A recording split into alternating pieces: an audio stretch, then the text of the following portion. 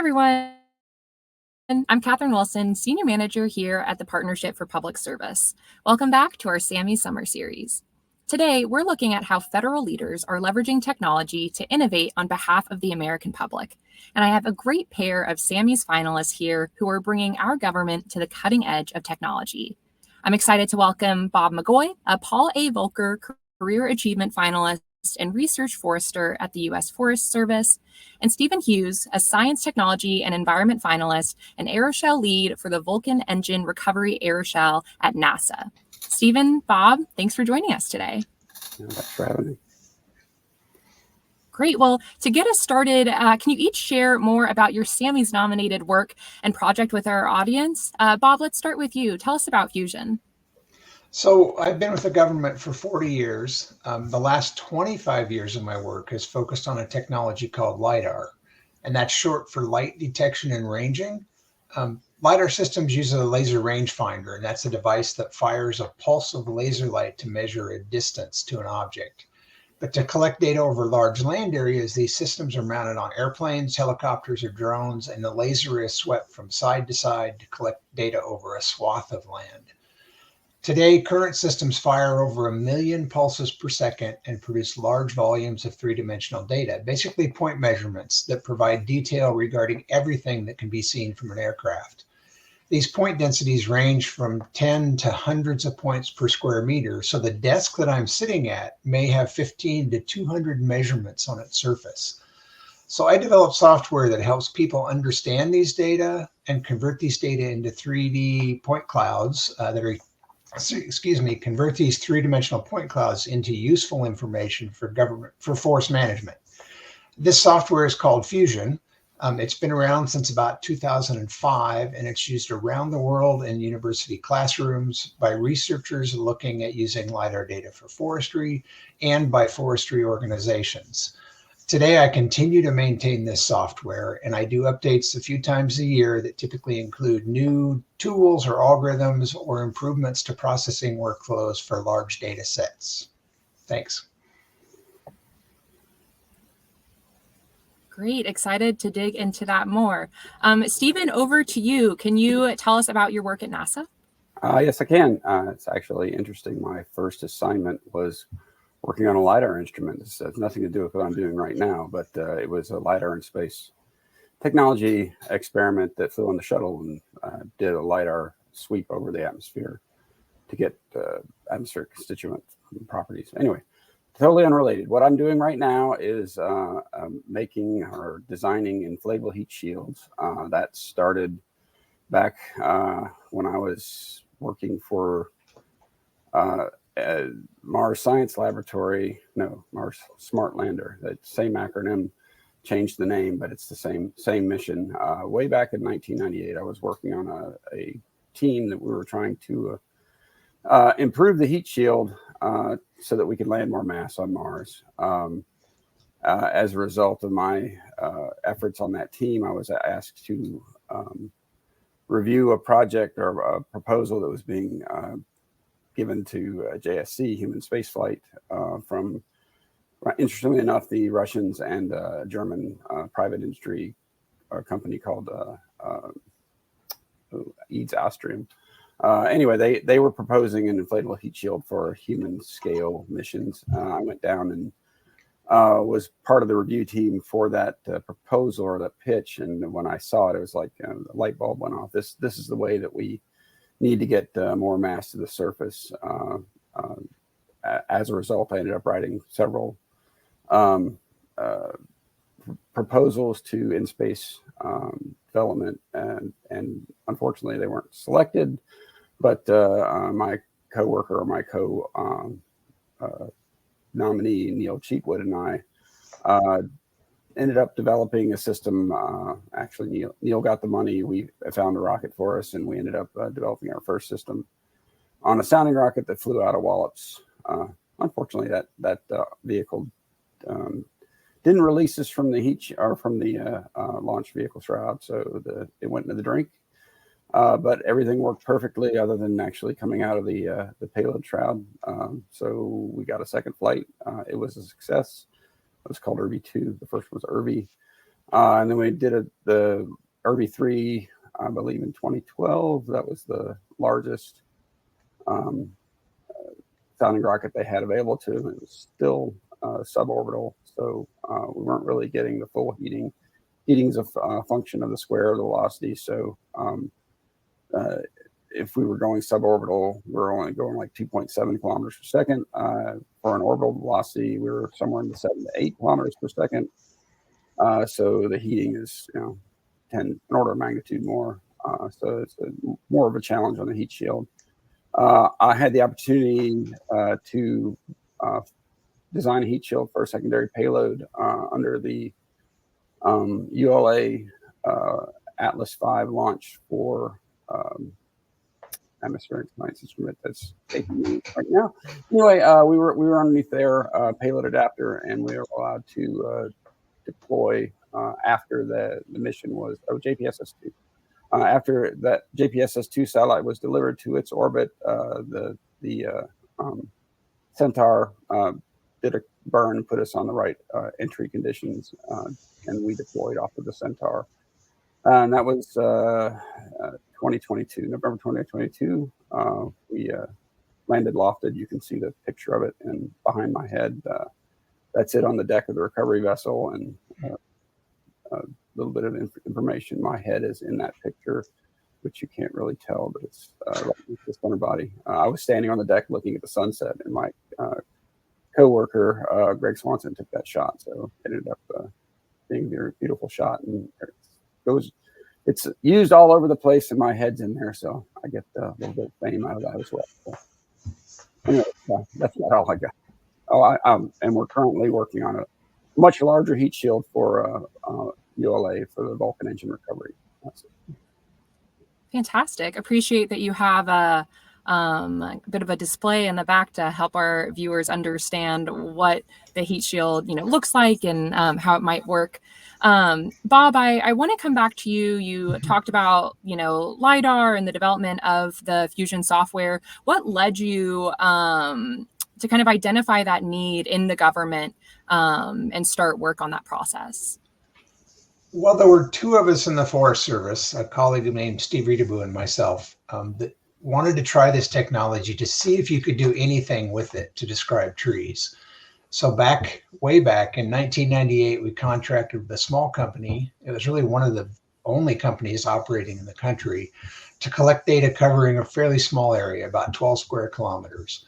That first data set had 40 million points. And while today that doesn't sound huge, we ran into problems right away that there was no software available that could really help us understand what that data measured.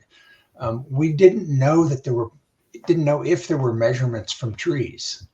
Industry had focused a lot on the ground surface.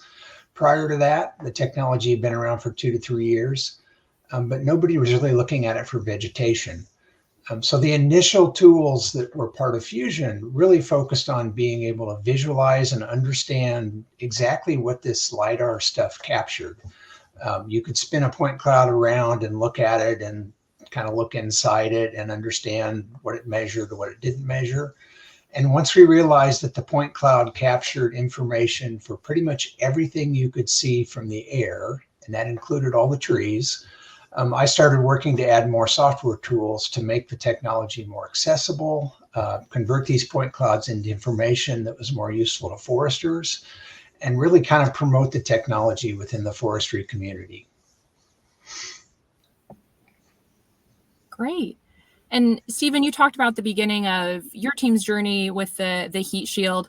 But one thing I'd love to ask about in the written finalist piece that the partnership did for you and your fellow finalist, Neil Cheatwood, you mentioned that the scientific community found this initial idea of a heat shield comical.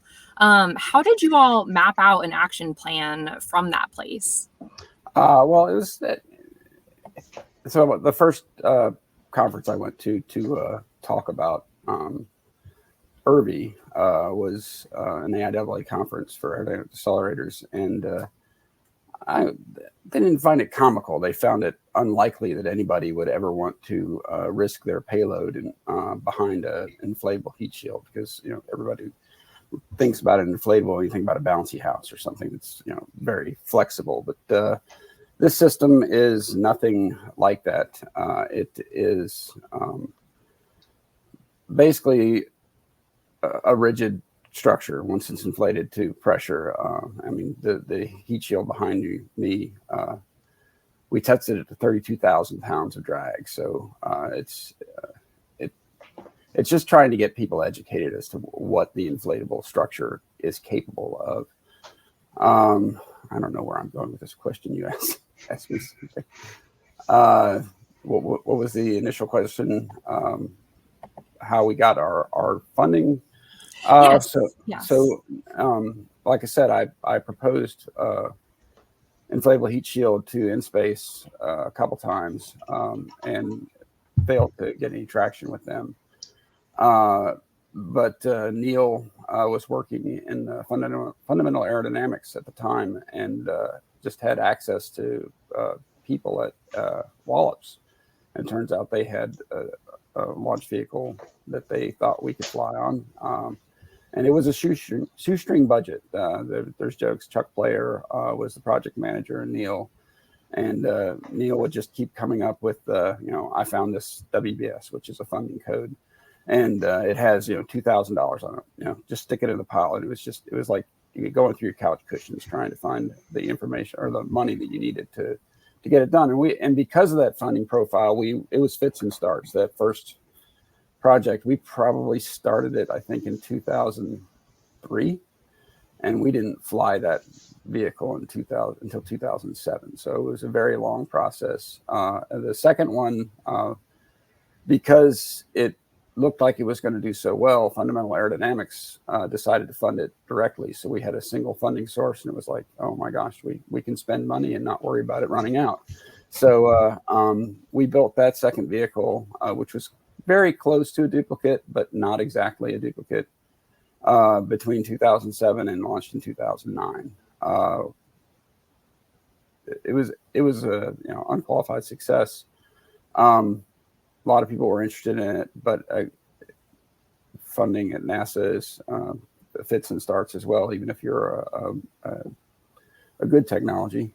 So we ended up taking a while to get the third flight, but it flew in 2012, I believe. So that was 3 years later, which is not bad.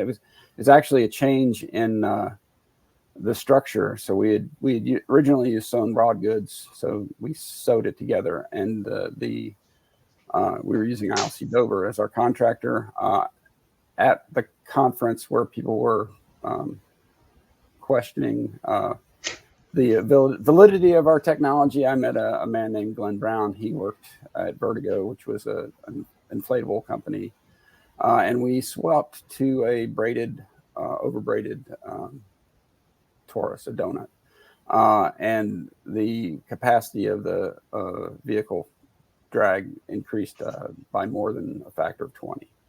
So that was a good change, and we swapped between the sewn broad goods and the stacked inflatable braided tori, and between RV2 and RV3, and that's what we used. We had a ground development campaign, and at that point we really had quite a good deal of interest. As a matter of fact, we were being looked at for human scale Mars studies.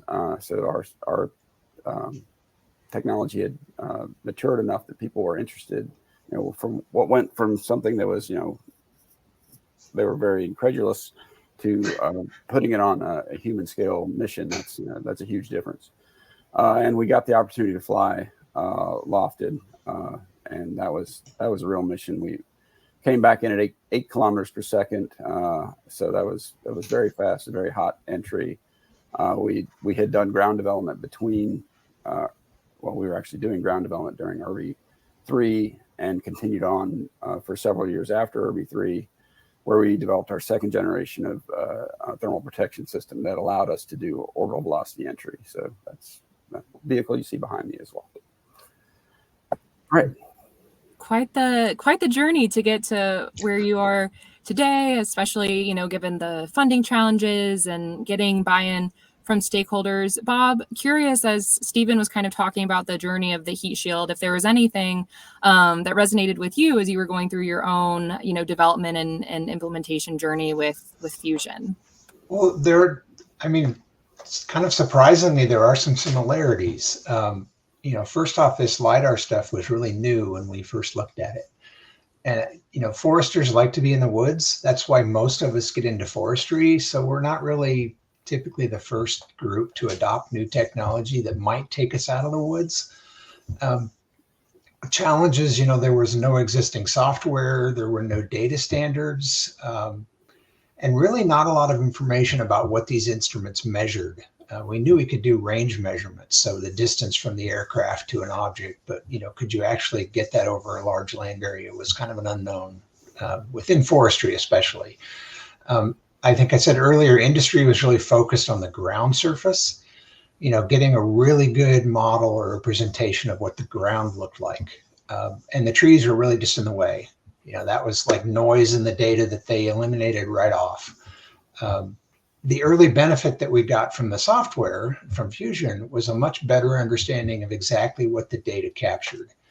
Like I said, you could flip these point clouds around and look at them, and immediately your brain started thinking of ways to use this. We kind of knew that it was going to be valuable, from that initial test. We also suspected that technology would improve. Anything that we look at today, 5 years later, we're amazed at how far things have moved. So data sets were going to get bigger, need higher horsepower computing, all of those kind of things. But one of the kind of guiding philosophies, I guess you could say, I really wanted this software to be able to work on anybody's computer. We had a lot of students that were using or learning about LiDAR data and wanted software that they could work with. So we really had to keep it at a level that people could use it on their home computer. It didn't have to be a big advanced computer. And I think we were successful in that. Even today, we have students that use the software pretty routinely, and they can run it on any computer that they have. Of course, things run faster on better computers, but it's not bad with what computers most folks have at home or on their laptop. So it's been a really interesting process to move through and marry technology with new data and computing resources and all of those things. But I think we've ended up in a good place today.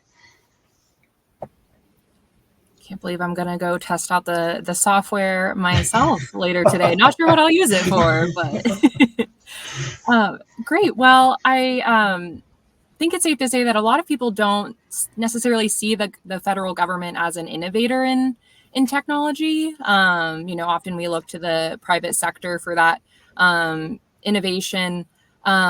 Stephen, how do you hope your work and the heat shield kind of breaks that stereotype and challenges that idea? Well, I'm kind of surprised at your question, because at least to me, I always thought of NASA as an innovator. But we are probably the outlier of the federal government. We don't do forms and stuff like that. But we're not the IRS. But we do. And I'm sorry, we have people that are also nominated to the IRS. So I didn't mean to belittle their effort. Their effort is large. Anyway, everything I've worked on since I've been hired has been cutting edge technology. So LiDAR is mentioned. I got hired in 1989, and that was the first thing I was working on, a LiDAR instrument that we flew in the payload bay of the shuttle to get atmospheric science data. So that was fairly new at the time. Now it's pretty common, and lots of satellites use it. I worked on a very high precision clock. That was where we fired into a oscillating chamber, or fired a laser, very, very, very narrow bandwidth laser in the oscillating chamber, and that produced a very, very high caliber clock. And that kind of clock is actually necessary for things like fiber optic data transmission. The finer an oscillator you can get, the more data you can get down the line. Anyway, that's at the time that was pretty cutting edge. I worked at a small instrument where I designed a housing for a lumen scanning spectrometer. That was, I flew that on a 757 with my electronics lead, Bill Luck, and myself. I was mechanical lead. And we looked at through the atmosphere at the sun, and were able to get the constituents of the atmosphere. So I thought that was fairly high technology. I got drawn into heat shields when we were looking at Mars sample return way back in, oh my gosh, 1998, before then. And I think most people in the country think that Mars technology is pretty cool, and JPL certainly has the biggest corner on that market. But we provide a support for them and basically do all of their navigation and trajectory development at Langley. Lots of NASA centers have lots of things to do with all different parts of that program. So I'm guessing that more people think that NASA is a technological innovator than, I guess, the forestry department. So. No, you make a fair point there, Stephen. NASA certainly is a hotbed of innovation. Bob, when looking at the, advancements in LiDAR and the fusion software, what do you hope that signals to those who may not see the federal government as an innovator? Well, when I first started working in Forest Service research, I heard this mentioned several times, that research, at least in the Forest Service, should be focusing on problems that people will face in 20 years. And while it's probably not true in all areas, there is a good role there and a time frame that's addressed well in the federal sector. A private company really usually focuses on things that provide an immediate return. And that means that they're always looking to be the first to solve the next big problem. And for better or worse, we know federal employment is a more stable environment, maybe, but that stability allows us to look at a bigger picture. And maybe come up with solutions or answers to things that can be put in place before the little problems become big problems. And kind of as an example, I worked on a bunch of engineering applications the first part of my career that relied on accurate models of the topography, so the ground surface. But the data at the time that was most readily available was pretty low resolution, and it didn't really have much detail. So we fast forward 15 years to the early 2000s, and this LiDAR stuff comes along that produces really accurate, high resolution ground models that are perfect to support that kind of work. So we had a bunch of ideas and software in place that could take advantage of that. The fusion stuff started 25 years ago. I mean, that makes me feel really old when I say that. But for that first project, and this LiDAR is a little different than the atmospheric LiDAR that Stephen's talked about. This is a ranging system that's really measuring the location of what the pulse hits, not really what the pulse goes through. But we reached out to vendors for bids, and by the time we were ready to move ahead with data collection, all of the vendors on that short list had gone out of business. So it was a really difficult field to launch into to collect data over a land area. But today, thanks to the U.S. Geological Survey and other government agencies, we have LiDAR data that covers about 90% of the continental United States. And the remaining 10% is expected in the next year or two. For the data that covers land managed by the Forest Service, my software has been used to process that data into information that's been pretty useful for managers. And kind of as an innovation thing, if we look today at the other tools that are available to work with LiDAR that have a focus on forestry or natural resource applications, a lot of the things that they do are things that came out in our Fusion software first. The types of products they produce and the capabilities are pretty much parallel, and we can see a signature from that early work developing fusion in all of the tools that are out now. So, it may not have been an immediate return or an immediate solution to a problem, but kind of in the long term, we have a framework that's actually standing up really well to the test of time, I guess you could say. Fantastic. Let's talk about the impact of these projects. Stephen, you mentioned the role of NASA as an innovator and a collaborator. What's next for the heat shield, and how will it impact future missions, both at NASA and beyond? Oh, well, I mentioned a couple of things. Well, my new title is Vulcan Engine Recovery Aeroshell Lead. We are working with ULA, United Launch Alliance, to create an aeroshell for their Vulcan vehicle. That's their newest launch vehicle. It replaced the Atlas V. And they want to make it cheaper to operate. One of the main things that are most expensive things on that vehicle are the engine assemblies. And they have a proposal or a proposed solution, and that's to break off the engine cluster in flight, which is going to be challenging to begin with. But they're working through that challenge. Evidently, back a long time ago in the early Atlas program, they had a method where instead of staging the vehicle, they actually dropped 2 of the 3 engines and went down to a single engine for their second stage, but they kept the whole vehicle. So that gave them the idea that they could stage it and break off the engine cluster successfully. And then we would inflate it and heat shield, and they would bring the engine assembly back down and recover it out of the ocean. That saves them, like I said, I believe about 75% of the cost of the launch vehicle. Now you're going to add some costs because you have this new system that it's added, and you're going to have to potentially, or you're definitely going to have to refurbish somehow or a little bit, look at the engine assembly.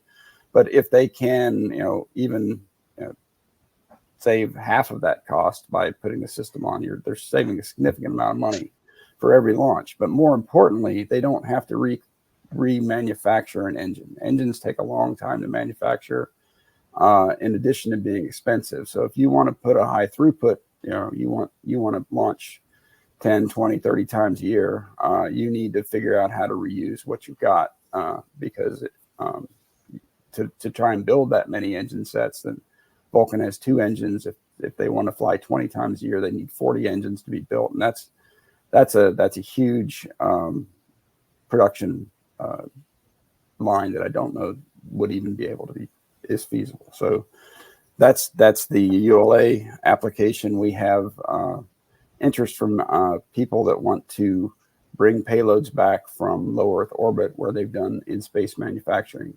In-space manufacturing can do all sorts of things for us.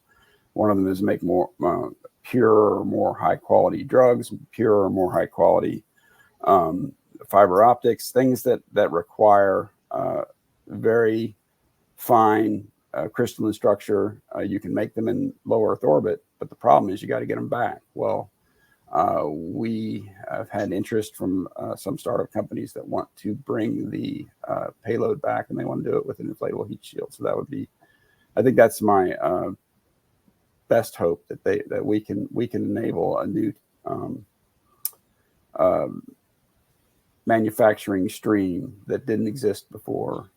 So that'd be really cool to me. And then the thing I got into this for was trying to put large payloads on the surface of Mars.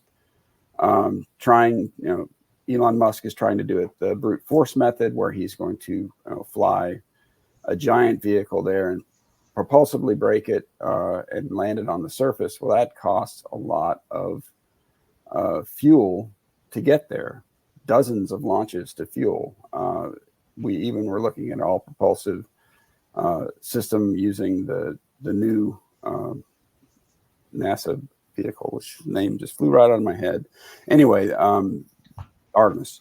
But that would require 3 or 4 launches to get there propulsively, whereas if we put a HIAD system on it, which is the name for the hypersonic inflatable aerodynamic accelerator, the inflatable heat shield, that system comes down to a single launch. And when you're talking about billions with a B per launch, that's a huge savings It's also a logistical nightmare trying to get everything up there in space on multiple launches and get them integrated together and go. If you can prepare everything on the ground and launch a single vehicle and then proceed on, you save yourself a lot of logistics trying to put things together. Even if you have to do 2 or 3 launches as opposed to one, it's less than flying 10 or 20 missions to get your payload ready to go. So there's lots of potential uses for the heat shield. Any one of them would make me feel good that I developed something that was helpful for the country. Absolutely, and exciting to hear about the different ways that it can be utilized. Bob, people may not think that the day-to-day work of the U.S. Forest Service impacts them directly, particularly if maybe they don't live near a forest. So, would love for you to kind of their house burns down. Yeah, exactly. Would love for you to walk us through, what impact the Fusion software has on, their lives. I know you said that people are using it for research, but in what ways might it impact people that they may not realize? Well, I'll kind of start and just give you an overview of the Forest Service. I mean, that people aren't really aware of what we do, I think, but we're an agency under the Department of Agriculture. We manage about 193 million acres of land, and that's national forest and rangeland. To put that in perspective, that's an area about the size of Texas. We also provide technical and financial assistance to state, private, and tribal forest landowners. And the part that I like the most is we have the largest forestry research organization in the world. And we conduct research on all aspects of forestry, rangeland management, and forest resource utilization, so wood products and other forest products. One of the basic goals of the Forest Service is really to help people share and enjoy the forest, while at the same time conserving that same forest for future generations. That means that managers pretty much constantly strive to strike a balance between the activities needed to maintain a healthy forest and the need to preserve areas and provide recreational opportunities for everybody. We know our national forests or our nation's forests are important. Stephen mentioned, the fire aspect. If you live in heavily forested areas, forest fires are always a concern. If you've been in the West in the last month, there have been a lot of fires burning, a lot of homes threatened, a lot of damage. But forests also produce a lot of wood products. We use those to build our homes. They influence the quality of the water we drink. A lot of municipal watersheds are situated in forest lands, and they provide habitat for a large variety of terrestrial wildlife and plants. Good information is needed to manage those forests well. The software that I developed, it uses this LiDAR data to produce information about the density of the forest, so how many trees there are in a given area, as well as the size of those trees and kind of the amount of total material that's available, or biomass. That last one gets really important when we start thinking about how much material is there that could potentially burn. So what is a risk associated with a given area of land? I have an interesting kind of story that I'll throw in, but on a personal level, I moved from Washington State to Indiana 2 years ago. And because of the coverage that the U.S. Geological Survey has put together, I was able to look at properties in Indiana, pull up the LiDAR data that's available for the state of Indiana, look at the ground surface, look at the size of the trees, how many trees were there, and any other features on the land without ever leaving my home in Seattle. So that data is available for people to use, and the software is available. And like I said, it runs on most computers that people have in their home. So they can actually directly pull it in and use it and take a look at what's around them. That's a unique opportunity, I think, that I don't know, if people get hooked on it, they might spend way too much time on their computer, or more time than we already do. But it's a really interesting thing, and it's accessible to a variety of people to take advantage of.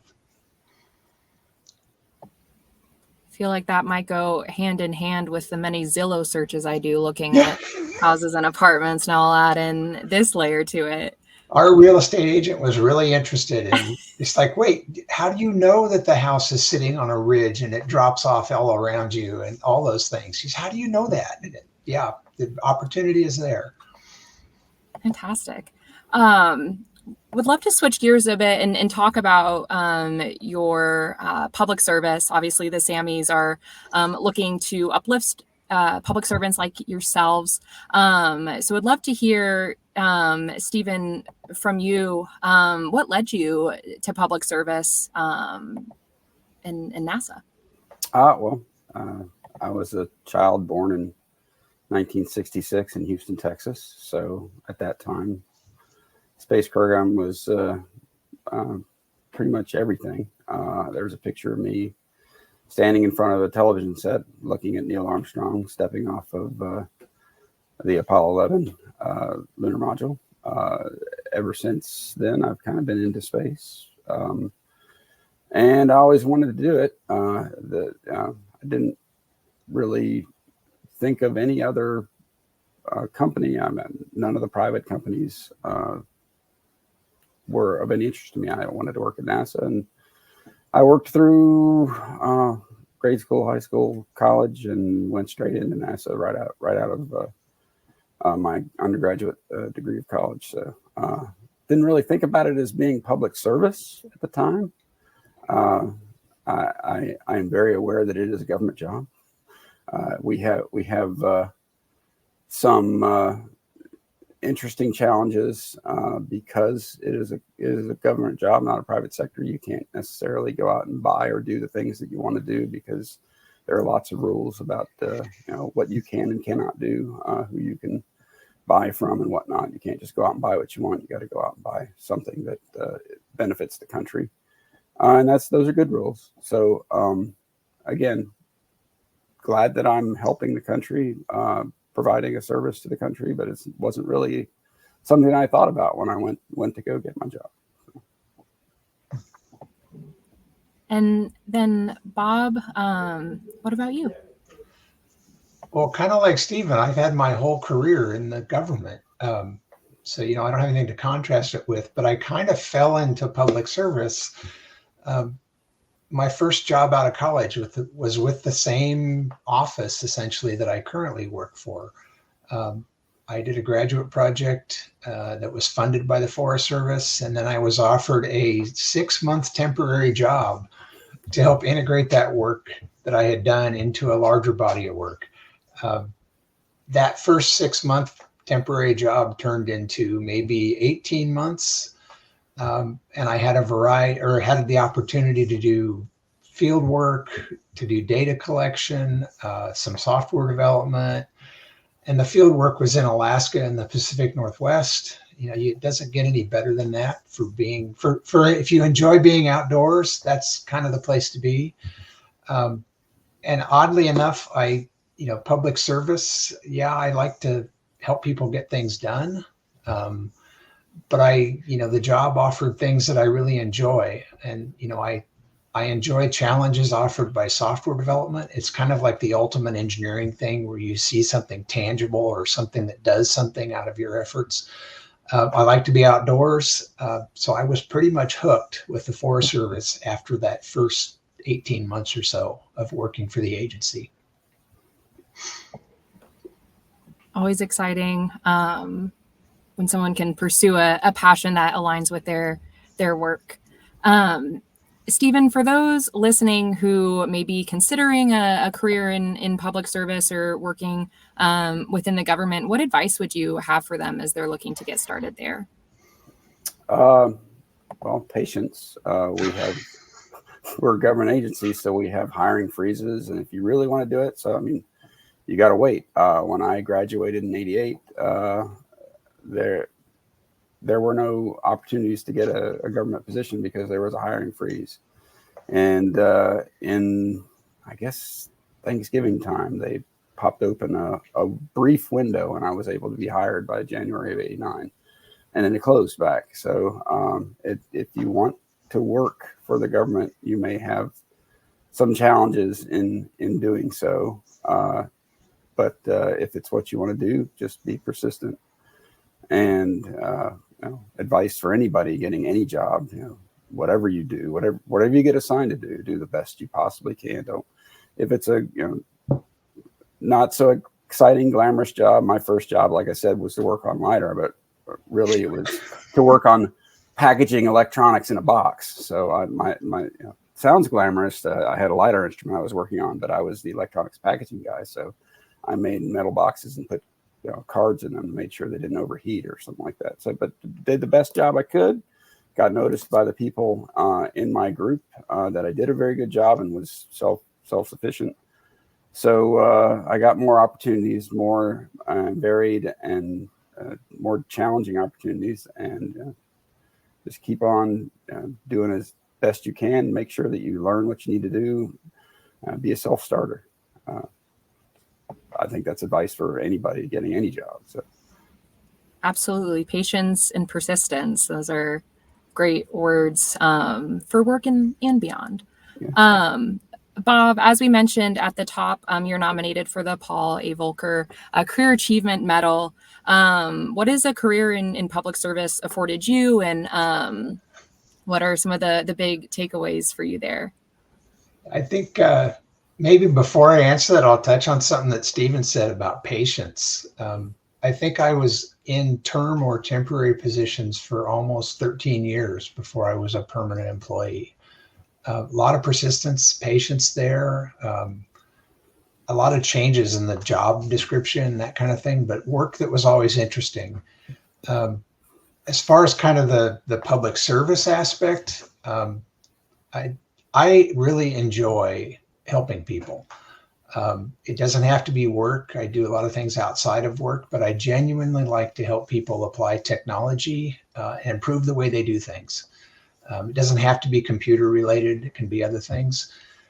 I think public service is an ideal place to do this. Public service maybe offers more opportunities to make an impact on individual people compared to the private sector.